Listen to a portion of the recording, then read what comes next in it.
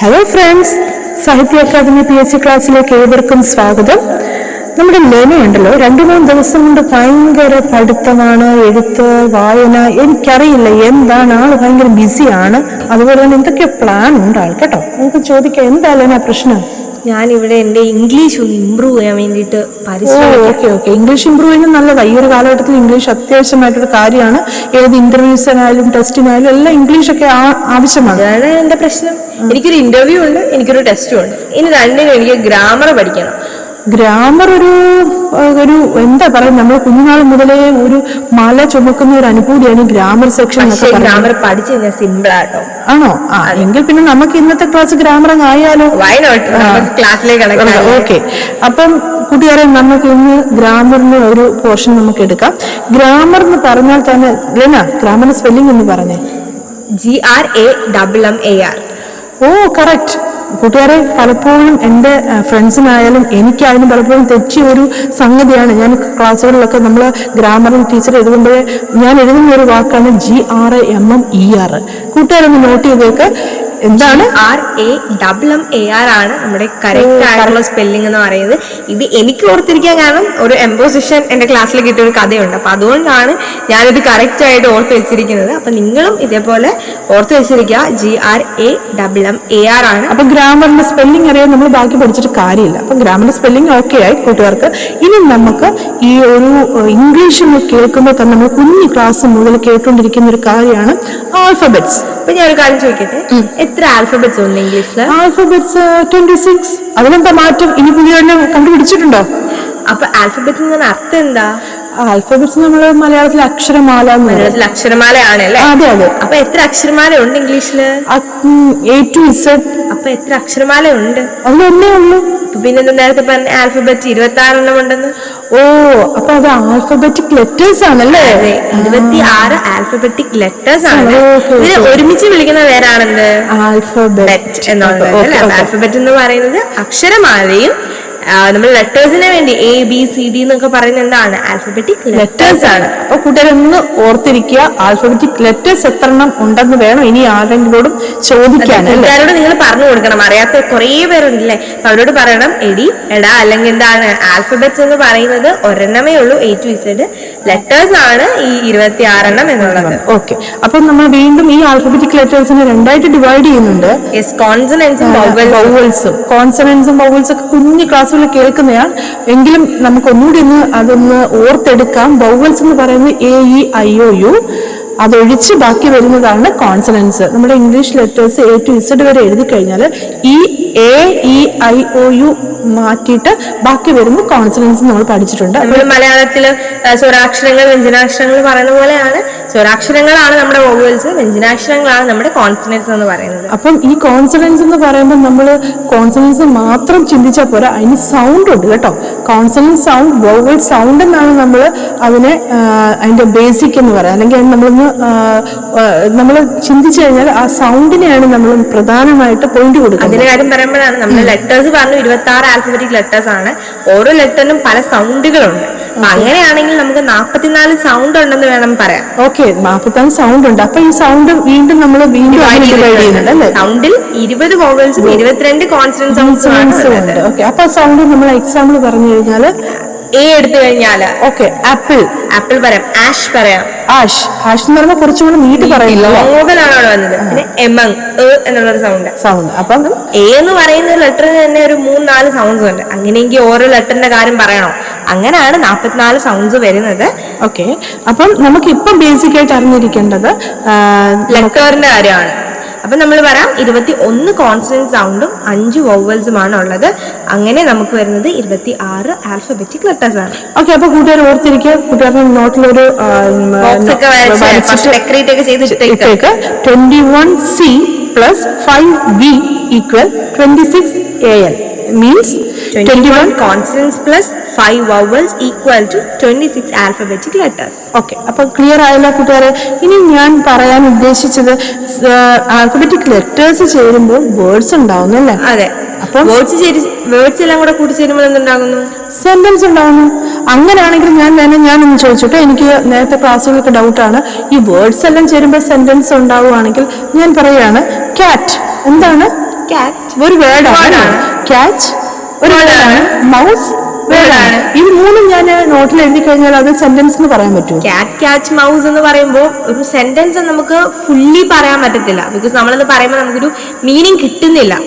Cat catch mouse എന്ന് പറയുമ്പോൾ അതിനൊരു ഫുൾ ഒരു മീനിങ്, ഒരു ഐഡിയ മൊത്തമായിട്ട് അത് എക്സ്പ്രസ് ചെയ്യുന്നില്ല. ഓക്കെ. അപ്പൊ സെന്റൻസ് എന്ന് പറയണം എന്നുണ്ടെങ്കിൽ കുറെ വേർഡ്സ് മാത്രം അടുക്കി വെച്ചാൽ പോരാ. അത് നമുക്കൊരു ഐഡിയ, ഫുള്ള് മീനിങ് ഫുൾ ആയിട്ടുള്ള ഒരു ഐഡിയ തരണം. അങ്ങനെയെങ്കിൽ നമുക്ക് അതിന് സെന്റൻസ് പറയാൻ കൂട്ടുകാരെ. അപ്പം നമുക്ക് ആ ചെറിയ വേർഡ് അറേഞ്ച് ചെയ്യുക മാത്രമല്ല, അതിന് പ്രധാനമായിട്ടൊരു വേർഡ് എന്ന് പറയുന്നത് മീനിങ് ഫുൾ ആയിരിക്കണം. നമ്മൾ പറയുന്ന കാര്യം വളരെ അർത്ഥവത്താവണം. എങ്കിൽ പരസ്പര ബന്ധമില്ലാത്ത ഒരു കാര്യം പറഞ്ഞിട്ട് കാര്യമില്ലല്ലോ. അപ്പം മീനിങ് ഫുൾ ആയിട്ടുള്ള ഒരു വേർഡ്സ് അടുക്കി വെച്ചെങ്കിൽ മാത്രമേ ഒരു സെന്റൻസ് നമുക്ക് അതിന് പറയാൻ പറ്റൂ, അല്ലെ? ക്യാച്ചസ് മൗസ് എന്നാണ് നമ്മൾ പറയാം, അല്ലെ? അപ്പം ഒരു എസിനും എസിനും ഒക്കെ നല്ല വിലയുണ്ട് നമ്മുടെ ഇംഗ്ലീഷിൽ കേട്ടോ. അതൊക്കെ പറഞ്ഞില്ല എന്നുണ്ടെങ്കിൽ നമ്മളൊരു മീനിങ് ഫുൾ സെന്റൻസ് അല്ല പറയുന്നത്. ഓക്കെ. അപ്പം ഞാൻ ചിന്തിക്കുന്നത്, അപ്പൊ അതിന് എന്തായാലും ഇങ്ങനെ എഴുതുമ്പോൾ ഒരു സ്ട്രക്ചർ വേണം, അല്ലെ? എല്ലാത്തിനും ഒരു സ്ട്രക്ചർ ഉണ്ട്. നമ്മൾ ഈ ലോകത്ത് കാണുന്ന എല്ലാ കാര്യങ്ങൾക്കും ഒരു സ്ട്രക്ചർ ഉണ്ട്. ഇപ്പം നമ്മൾ ബോഡിക്ക് ഒരു മെൻ എന്ന് പറഞ്ഞാൽ അതിനൊരു മനുഷ്യന്റെ ഒരു സ്ട്രക്ചർ ഉണ്ട്. മൃഗത്തിൻ്റെതായിട്ടുള്ള സ്ട്രക്ചർ ഉണ്ട്.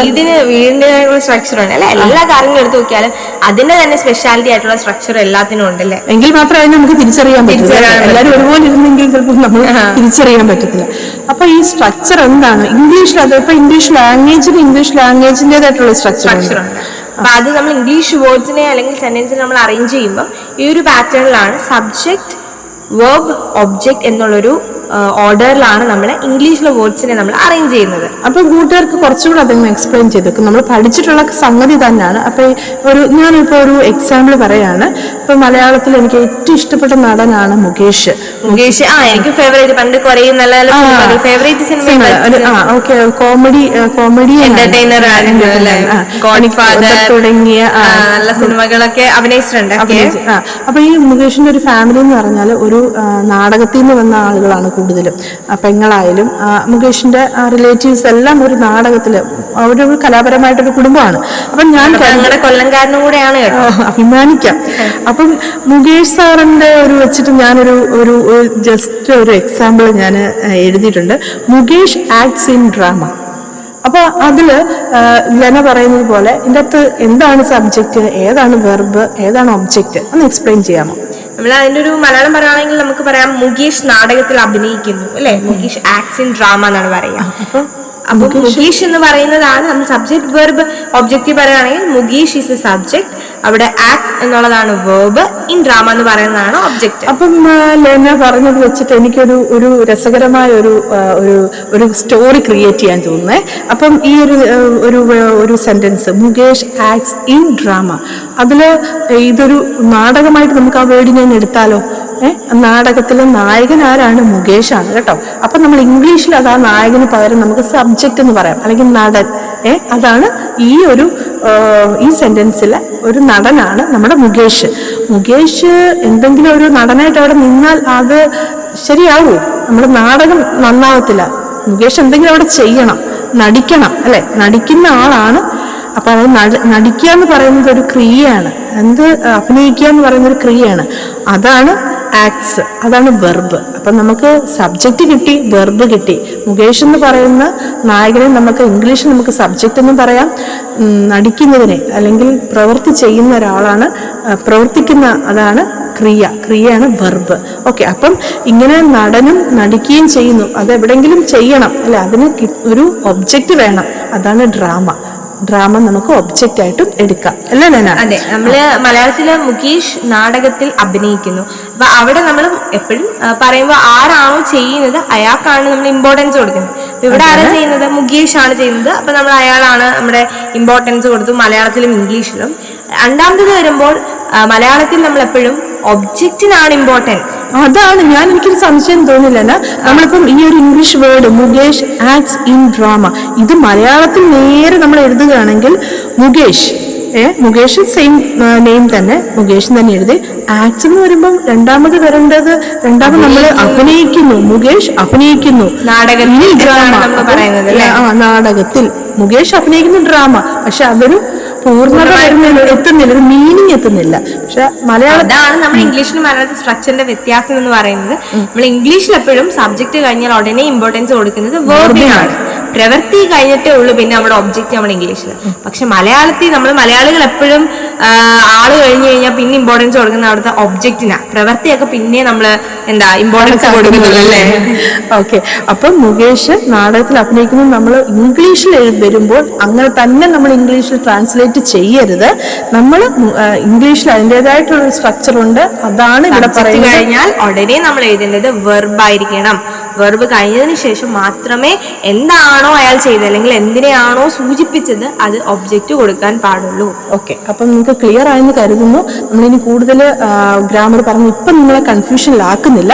ഈ ഒരൊറ്റ കാര്യം മാത്രമേ ഇന്നത്തെ നമ്മുടെ ക്ലാസ്സിൽ നമ്മൾ ഉദ്ദേശിച്ചുള്ളൂ. സബ്ജക്ട് വെർബ് ഒബ്ജക്ട് എന്നുള്ള ഒരു പാറ്റേൺ ആണ് നമ്മുടെ ഇംഗ്ലീഷിൽ നമ്മൾ അതാണ് നമ്മൾ ഉപയോഗിക്കുന്നത് അല്ലെ? ആ ലാംഗ്വേജ് ഉപയോഗിക്കുമ്പോൾ ശ്രദ്ധിക്കേണ്ടത്. ഓക്കെ. ഇനി നമ്മൾ ഇന്ന് പഠിച്ചത് ഒന്നും കൂടി ഒന്ന് റിവേഴ്സ് ചെയ്യാം. ഫസ്റ്റ് നമ്മള് ഗ്രാമറിന്റെ സ്പെല്ലിംഗ് ആയിരുന്നു നമ്മൾ നോക്കിയത്. അത് ER അല്ല AR ആണ്. ഓക്കെ. ദെൻ നമ്മൾ പഠിച്ചത് ആൽഫബറ്റിക് ലെറ്റേഴ്സ് എത്ര ഉണ്ട് പ്രത്യേകം ശ്രദ്ധിക്കണം. ആൽഫബറ്റിക് ലെറ്റേഴ്സ് എന്ന് മാത്രമേ പറയാവുള്ളൂ. അപ്പോൾ നമ്മൾ പറയുന്നത് 26 ആൽഫബറ്റിക് ലെറ്റേഴ്സും ആൽഫബറ്റ്സ് എത്ര ഒറ്റൊരെണ്ണം, അത് A to Z ഉമാണ്. ഓക്കെ. ഈ ആൽഫബറ്റിക് ലെറ്റേഴ്സിനെ രണ്ടായിട്ട് നമ്മൾ ഡിവൈഡ് ചെയ്യുന്നുണ്ട്. കോൺസണൻസും വവൽസും. വവൽസ് എത്രയുണ്ട്? 5 ആണ്. 5 വവൽസ്, ദെൻ 21 കോൺസണൻസ്. അതിനെ നമുക്ക് ഒരുമിച്ച് 21C + 5V = 26AL. Okay. Then ഈ ആൽഫബറ്റിക് ലെറ്റേഴ്സ് ചേരുമ്പോഴാണ് വേർഡ്സ് ഉണ്ടാവുന്നത്. വേർഡ്സ് ചേരുമ്പോൾ സെന്റൻസ് ഉണ്ടാകുന്നു. വെറുതെ വേർഡ്സ് പറക്കി വെച്ച സെന്റൻസ് ആവത്തില്ല. മീനിങ് ഫുൾ ആയിട്ട് നമ്മൾ ആ വേർഡ്സിനെ അറേഞ്ച് ചെയ്തെങ്കിൽ മാത്രമേ അത് സെന്റൻസ് ആവത്തുള്ളൂ. ഈ സെന്റൻസിന് എന്തുണ്ട്? ഒരു സ്ട്രക്ചർ ഉണ്ട്. ആ സ്ട്രക്ചർ ആണ് നമ്മൾ പഠിച്ചത് സബ്ജക്ട് വെർബ് ഒബ്ജക്റ്റ്. ഓക്കെ. അപ്പൊ നമ്മൾ ഇത്രയും കാര്യങ്ങൾ ക്ലിയർ ആയെന്ന് ഞങ്ങൾ വിചാരിക്കുന്നു കൂട്ടുകാരെ. എന്തെങ്കിലും ഡൗട്ട് ഉണ്ടെങ്കിൽ ഞങ്ങൾ കമന്റ് ചെയ്യുക, ഞങ്ങൾ അതിനുള്ള റിപ്ലൈ തരുന്നതായിരിക്കും. ഓക്കെ. അപ്പൊ ഇന്നത്തെ ക്ലാസ് വൈൻഡ് അപ്പ് ചെയ്യുന്നു. യെസ്. ഇനി നല്ല നല്ല ക്ലാസ് ആയിട്ട് നല്ല ഗ്രാമർ കുറച്ചും കൂടി നമുക്ക് നോളജ് കിട്ടാൻ വേണ്ടിയിട്ട് നമ്മൾ അടുത്ത ക്ലാസ്സിൽ വരുന്നതായിരിക്കും. നല്ല ഇൻട്രസ്റ്റിംഗ് ആയിട്ടുള്ള വേറെ കുറെ കാര്യങ്ങളുമായിട്ട് നെക്സ്റ്റ് ക്ലാസ്സിൽ കാണുന്നതുവരെയും signing off, Lana and Simi. Bye.